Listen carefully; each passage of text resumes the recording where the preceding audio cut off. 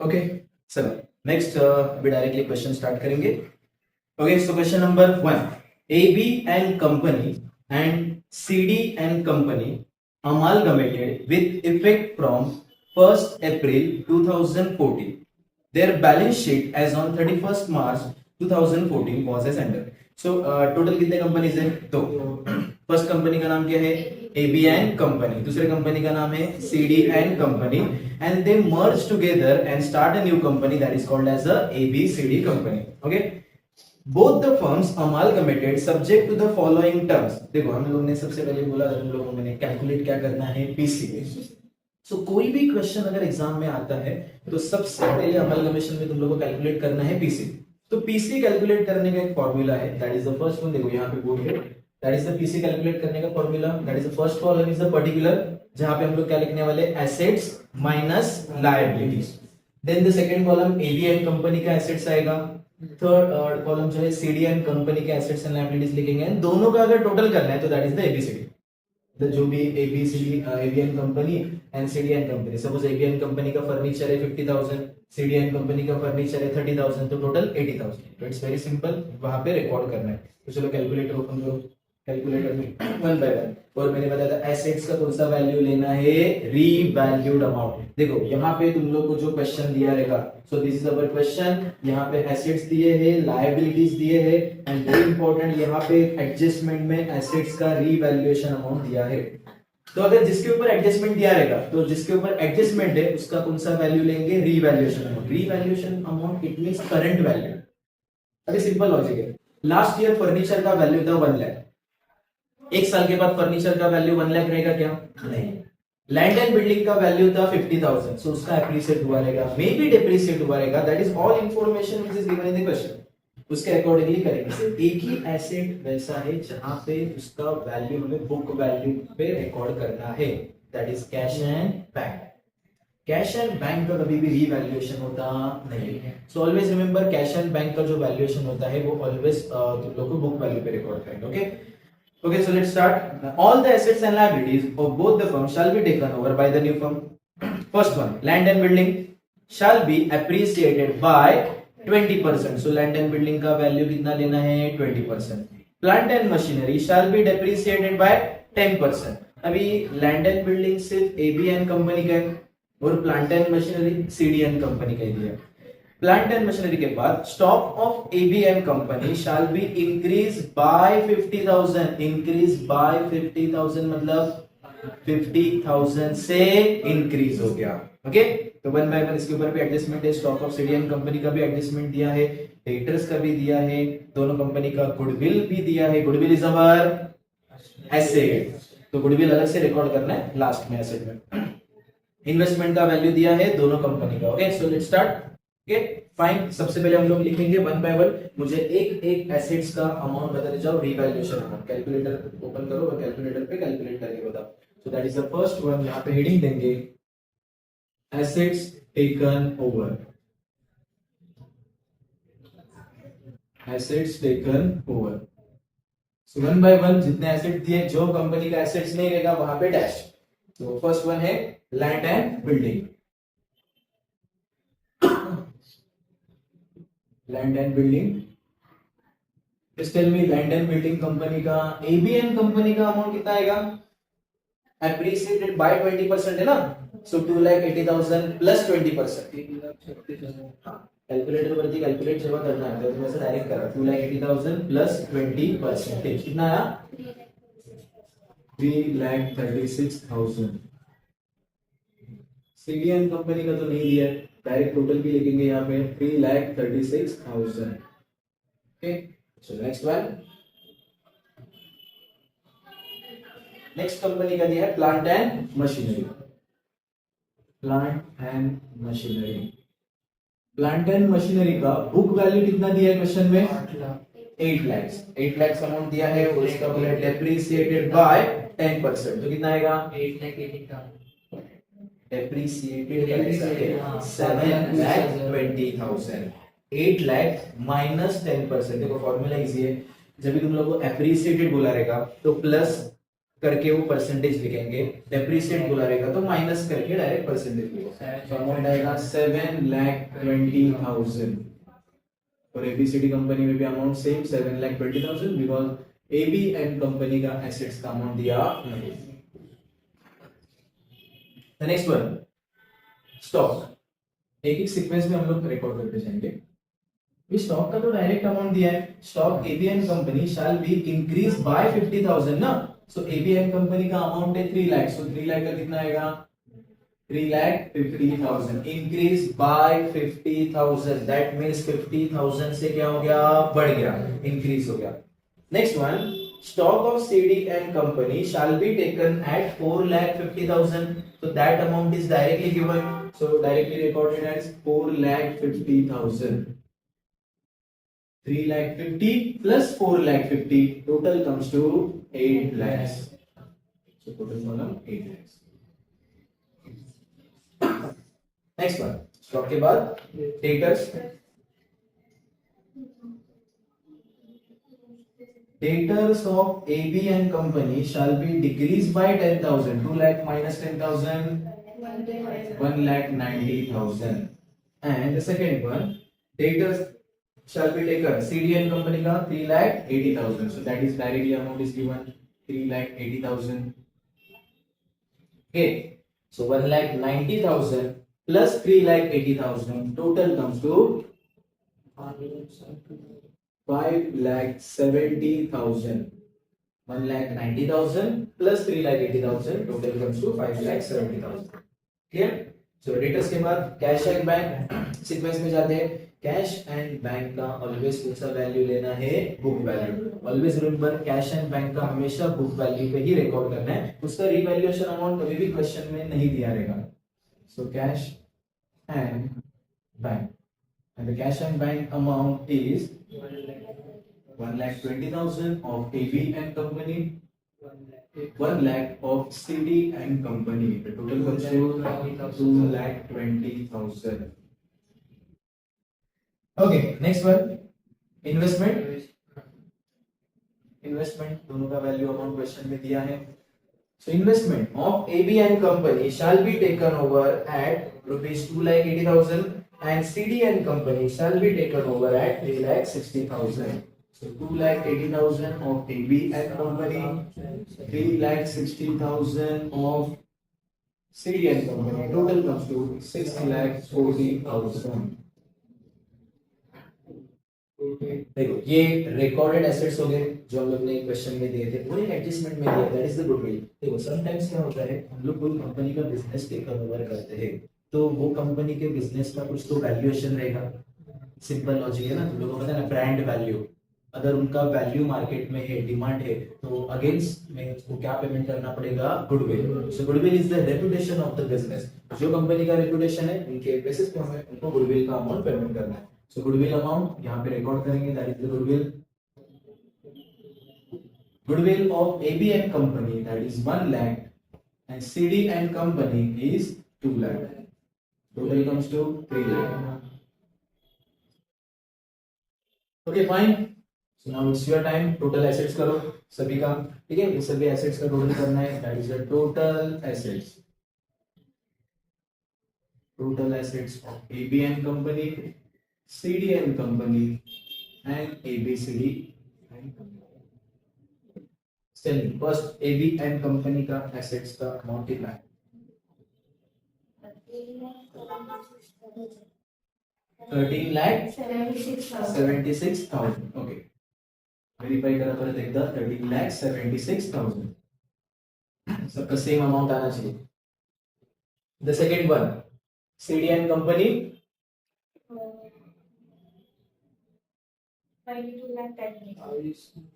22,10,000 and AB and company and CD and company का total 35,86,000। Clear, समझा? It's very simple. Assets का revaluation amount लेना है, revaluation का टोटल करके फाइनली हम लोग मिलेगा टोटल एसेट्स। अभी टोटल एसेट्स में से माइनस क्या करना है, लायबिलिटीज। देखो ये क्वेश्चन में लायबिलिटीज के ऊपर कोई एडजस्टमेंट है क्या, there is no adjustment on liabilities, so liabilities का कौन सा वैल्यू लेना है, book value. But very important, all liabilities taken over के केसेस में ओनली एक्सटर्नल लायबिलिटीज को ही रिकॉर्ड करना है, इंटरनल लायबिलिटीज नहीं आते। फॉर एग्जांपल पार्टनर्स का कैपिटल आएगा क्या, जनरल रिजर्व नहीं, तो these are the internal liabilities. Internal liabilities आएगा नहीं, तो कौन से लायबिलिटीज आएंगे, creditors and investment fluctuation reserve. Okay, तो यहाँ but wait, investment fluctuation reserve, यहाँ ये भी लायबिलिटीज है जो तुम लोग को रिकॉर्ड करना है, उसमें से लेस करेंगे, लेस होगा लायबिलिटीज।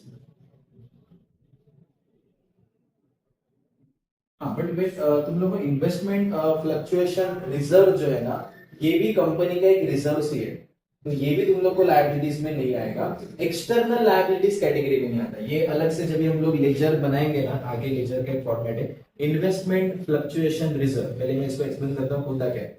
जब भी इन्वेस्टमेंट में कुछ फ्लक्चुएशन होता है, फ्लक्चुएशन मतलब चेंजेस होता है, तो अभी जरा देखो, पहले इन्वेस्टमेंट का वैल्यू कितना था, इन्वेस्टमेंट का वैल्यू कितना था, नहीं ओल्ड अमाउंट 3 लाख, और अभी यहाँ पे इन्वेस्टमेंट का वैल्यू कितना हुआ, 2,80,000 हुआ ना, इन्वेस्टमेंट का वैल्यू क्या हुआ, कम। सीडीएन कंपनी का इन्वेस्टमेंट का वैल्यू कितना था, 4 लाख, इसका वैल्यू कितना हुआ, अगेन ये दोनों इन्वेस्टमेंट का वैल्यू कम हुआ है। दोनों इन्वेस्टमेंट का वैल्यू जो रेड्यूस हुआ है ना, कम हुआ है, वो एडजस्ट कहां से करेंगे, इन्वेस्टमेंट फ्लक्चुएशन रिजर्व। तो इन्वेस्टमेंट फ्लक्चुएशन रिजर्व में एडजस्ट करना, तो ये वन काइंड ऑफ रिजर्व है जिसके आगे रिजर्व्स एंड फंड ऐसे वर्डिंग लिखा रहेगा, general reserve, investment fluctuation reserve, capital reserve. तो ये तुम लोग को लायबिलिटीज में, एक्सटर्नल लायबिलिटीज में नहीं आएंगे। काही लायबिलिटीज असतात त्याला आपण बोलतो internal liabilities.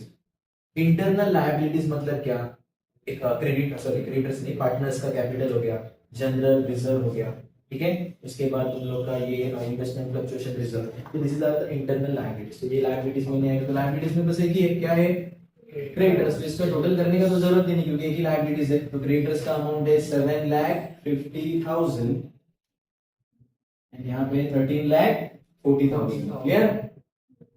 Total comes to 20,90,000। Creditors का अमाउंट मिला ना, लायबिलिटी साइड में देखो 7,50,000 एंड 13,40,000, तो टोटल कम्स टू 20,90,000। बस यहाँ पे डायरेक्टली माइनस करो, then you will get the BC amount. हम 13,76,000 में से यहाँ पे ये टोटल लायबिलिटीज है ना, क्योंकि इसमें ज्यादा कुछ लायबिलिटीज है नहीं, 13,76,000 minus 7,50,000, then you will get the BC of ABN company.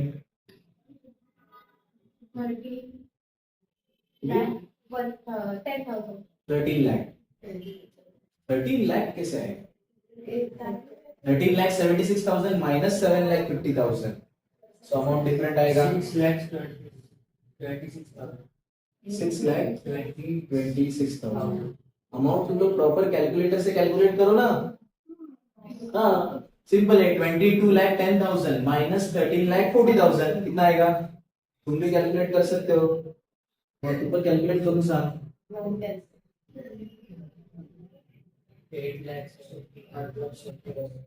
8,70,000 और ये दोनों का टोटल 6,26,000, 14,00,000 कितना 96,000, क्लियर। फर्स्ट ऑफ ऑल हम लोग को पीसी कैलकुलेट करना है, ठीक है। सो फर्स्ट ऑफ ऑल हम लोग एबीएन कंपनी, सीडीएन कंपनी, इसका पीसी कैलकुलेट किया, इसके बाद तुम लोग को लेजर प्रिपेयर करना है। अभी ये जो हम लोग ने लेजर प्रिपेयर किया है एबीएन कंपनी के बुक्स में, देखो ऊपर यहाँ पे जगह नहीं था इसलिए वहां पे लिखा in the books of ABN company. In the books of ABN company हम लोग ना लेजर प्रिपेयर करने वाले, इसमें लेजर आता है और जर्नल एंट्रीज आता है। मोस्ट ऑफ द तुम लोग को जो क्वेश्चन में आते हैं, सेलिंग कंपनी के बुक्स में लेजर प्रिपेयर करना एंड बाइंग कंपनी के बुक्स में जर्नल एंट्री पास करना। ओके, तो सेलिंग कंपनी मुझे बताओ, एबीएन कंपनी एक था, दूसरा कंपनी कौन सा था, सीडीएन कंपनी। ये दोनों कंपनी को मर्ज होकर नया कंपनी स्टार्ट हुआ, एबीसीडी फर्म। तो ये दोनों में से बताओ, तीनों में से मतलब बाइंग कंपनी कौन सा था, एबीसीडी, तो सेलिंग कंपनी कौन सा था, ABN company and CDN company. Now हमें एबीएन कंपनी के बुक्स में लेजर, तो एग्जाम में समटाइम्स हम लोग क्वेश्चन में लिख के आएगा, prepare the necessary ledger account in the books of ABN company. So we have to prepare three necessary ledger account. That is the first one is the realization account. To calculate the profit or loss, we prepare the realization account. Okay. जब हम लोगों को कुछ profit loss calculate करना रहता है तो हम लोग कौन सा अकाउंट बनाते हैं? Realisation. Second account is called as a partners capital account. Partners को जो प्रॉफिट मिलेगा, जो भी प्रॉफिट लॉस होगा वो किसके अकाउंट में जाएगा? पार्टनर्स के. इसीलिए हम लोग बनाएंगे second account, that is the partners capital account. And third account we prepare the new firm account. New firm मतलब जो ये पीसी कैलकुलेट होगा या न्यू जो पार्टनर्स को जो पैसा मिलेगा या ये कंपनी को पैसा मिलेगा वो कौन देने वाला है? New firm. So instead of ABCD मैंने यहाँ पे न्यू फर्म लिखा है क्योंकि समटाइम्स क्वेश्चन में नाम नहीं दिया रहता है, तो वहां पे हम लोग को एज अ न्यू फर्म लिखा है. तो तीन अकाउंट प्रिपेयर करना है. That is the first one realization to calculate the profit or loss. Second one partners capital account. partners का जो नाम दिया रहेगा AB and company में A और B partners है इसलिए उनका नाम लिखा. and the third account is called as a new firm account. okay, एकदम बेसिक फॉर्मेट है इसका. लेजर ना तुम लोग को दिखते समय बडा दिखते. तुम्हाला असं वाटेल अरे की पीसी कॅल्क्युलेट करायचं त्याच्यानंतर आपल्याला हे लेजर एवढे बनवायचे, पण ऍक्च्युअली फॉर्मेट खूप इजी आहे. ठीक है. अभी लेजर का फॉर्मेट देखो कितना इजी है. फर्स्ट ऑफ ऑल क्या करना है? पोस्टिंग याद रखो. इसका पोस्टिंग कैसा है? All assets transfer to realisation account debit side. In the 12th standard हम लोग को चैप्टर था डिसोल्यूशन, तभी हम लोग बोलते थे ना all asset transfer to realisation account debit side, but at which value? So at book value. Okay, that is very important. Revaluation amount question में दिया. हम लोग ने पीसी कैलकुलेट करते समय रीवैल्यूएशन अमाउंट या जो क्वेश्चन में दिया था, but at the recording of realisation में ट्रांसफर करते समय हम लोग कौन से अमाउंट में ट्रांसफर करना है? Book value. Again all liabilities transfer to realisation account credit side. At which value? Book value. So that is the very important. सो हम लोग को क्वेश्चन में दिया है वन बाय वन. अभी हम लोग किसका प्रिपेयर करने वाले? ये एबी एंड कंपनी. तो देखो AB and company that means first column. तुम लोग को फर्स्ट कॉलम के अमाउंट देखने हैं लायबिलिटीज में भी और एसेट्स में. So let's starting with the first one, that is all asset transfer to realization account debit side. One by one assets का नाम रिकॉर्ड करते जाना है. सबसे पहले एसेट का नाम क्या है? Yes, to land and building. Simple. जो क्वेश्चन में अमाउंट दिया है वो क्वेश्चन में जो अमाउंट दिया वो हम लोग डायरेक्टली, और यहाँ पे ना कोई inner column outer column prepare करने का जरूरत नहीं, कुछ नहीं अलग से करना है. एडजस्टमेंट कुछ अलग से नहीं आने वाला, इसलिए एक ही सिंगल कॉलम हम लोग अमाउंट रिकॉर्ड करेंगे. So land and building amount कितना है? 2,80,000. The next one, नहीं, plant and machinery ABN company का दिया नहीं है. नेक्स्ट क्या आएगा? Stock. To stock. Stock amount is 3 lakh. Next debtors. Debtors amount is 2 lakh. Next, cash and bank. Cash and bank. Amount is 1,20,000. The last one, to investment. So investment. The amount is 3. Okay, clear? So all assets transfer to realization account debit side. Now the next one, all liabilities transfer to realization account credit side. assets को transfer कर दिया. इसके बाद तुम लोग को liabilities में transfer करना है. बट कौन से liabilities आएंगे? External liabilities. एक्सटर्नल liabilities में एक ही liability है, कौन सा? क्रेडिटर्स. सो रियलाइजेशन अकाउंट के क्रेडिट साइड में रिकॉर्ड करेंगे by creditors and the amount is 7,50,000.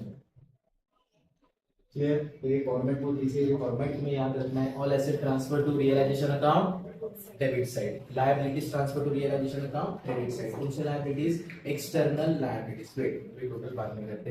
फिलहाल अभी हम लोग को जो रिमेनिंग लायबिलिटीज है, इंटरनल लायबिलिटीज, वो रिस्पेक्टिव अकाउंट में ट्रांसफर करेंगे. जैसे कि A's capital and B's capital, वो कहां पे जाएगा?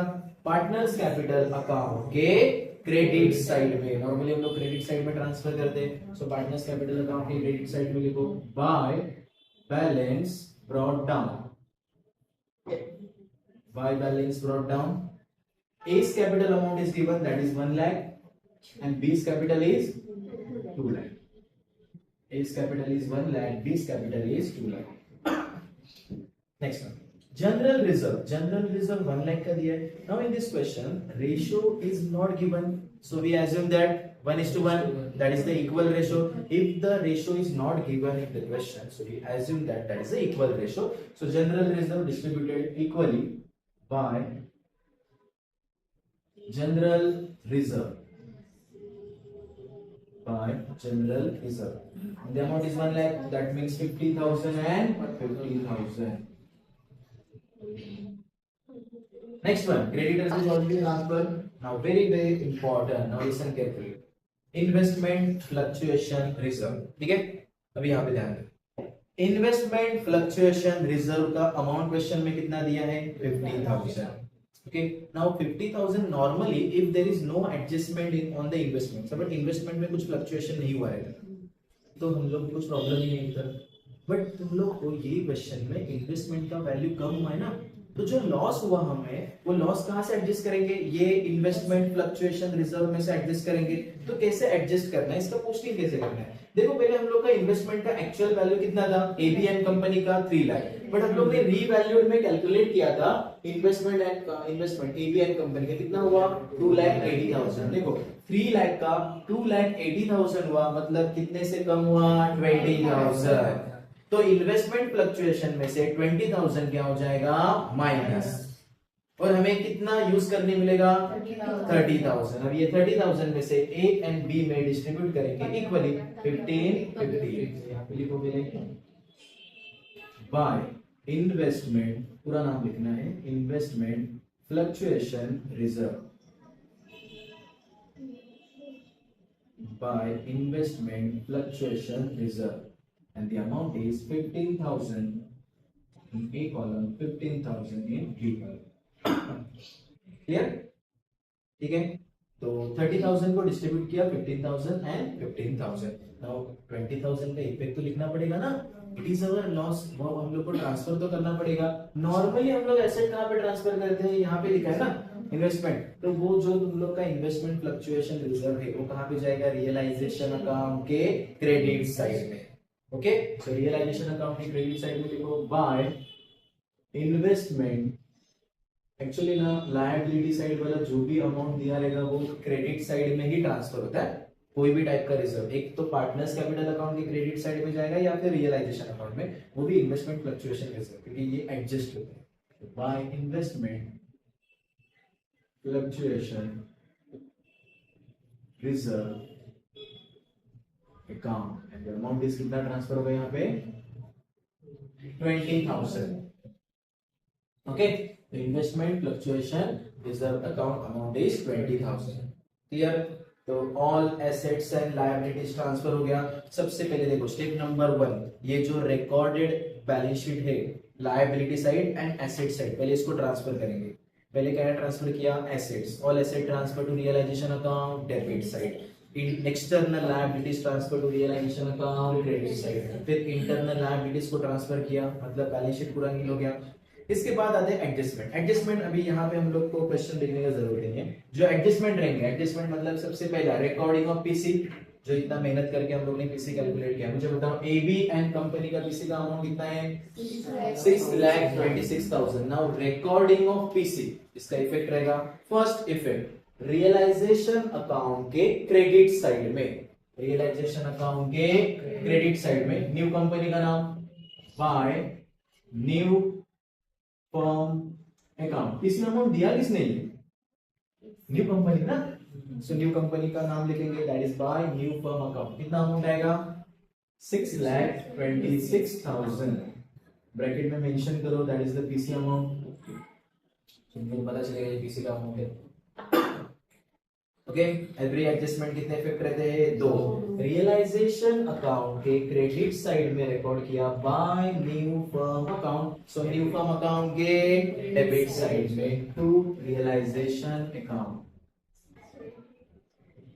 तो सिंपल है, ये इफेक्ट तुम लोग को याद रखना है. हर एक क्वेश्चन में फिक्स पोस्टिंग रहेगा. रियलाइजेशन अकाउंट के क्रेडिट साइड में न्यू कंपनी का नाम, जो भी नाम दिया रहेगा, न्यू कंपनी अकाउंट के डेबिट साइड में टू रियलाइजेशन अकाउंट. समझा? रिकॉर्डिंग ऑफ पीसी हो गया. चलो इसके बाद नॉर्मली क्लोजिंग करना है. बस रिकॉर्डिंग वुड बी सेम, बाकी तो कुछ assets and liabilities taken over दिया नहीं, समटाइम्स ऐसे एडजस्टमेंट आते हैं, that is furniture taken over by partner, okay, machinery taken over by partner, so there is no adjustment, so that's it, close करेंगे। very first सबसे पहले कौन सा क्लोज होगा, realization का, which side is more, debit or credit side, credit side, okay, so credit side is more than debit side, अगर credit side ज्यादा है तो हमें क्या होगा, profit, और अगर debit side ज्यादा रहेगा तो क्या होगा, loss, so credit side is more, total करो credit side का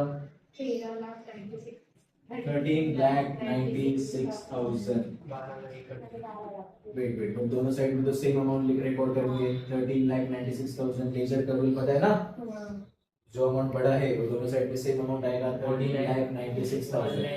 हाँ, 13,96,000 में से डेबिट साइड का अमाउंट माइनस करो, 1,96,000, ओके, फाइनल अमाउंट 1,96,000, तो ये 1,96,000 को डिस्ट्रीब्यूट करना है, ओके।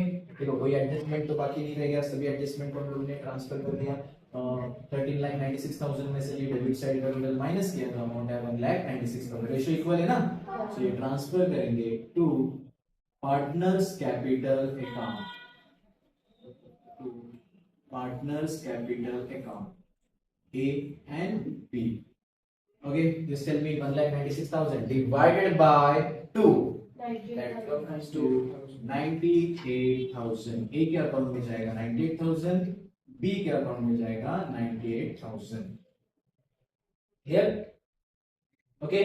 देखो अगेन रिपीट करता हूँ, रियलाइजेशन अकाउंट का क्रेडिट साइड ज्यादा है, मतलब यहाँ पे हमें क्या हुआ, ये प्रॉफिट, यहाँ पे ब्रैकेट में रिकॉर्ड करो, दैट इज अवर प्रॉफिट।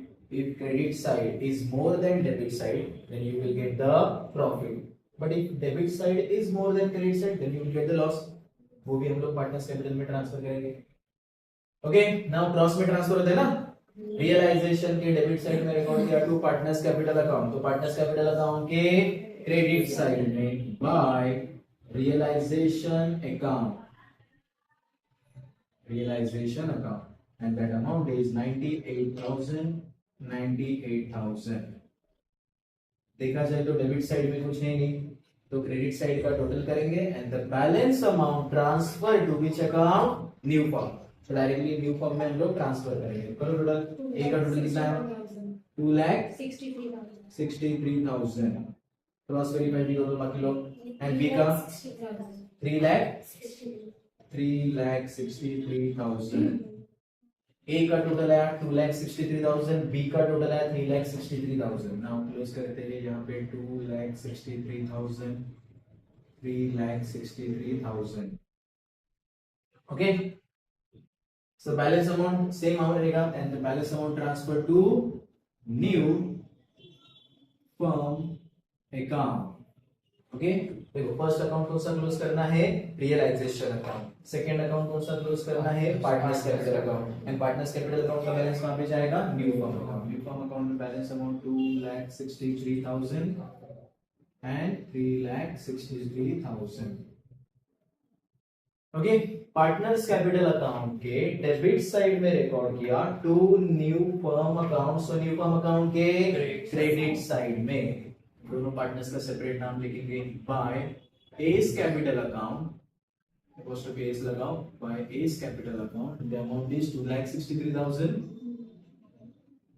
और सेकंड रहेगा by B's capital account, B's capital account amount कितना है, 3,63,000, व्हाट आली, yes, that total comes to 6,26,000,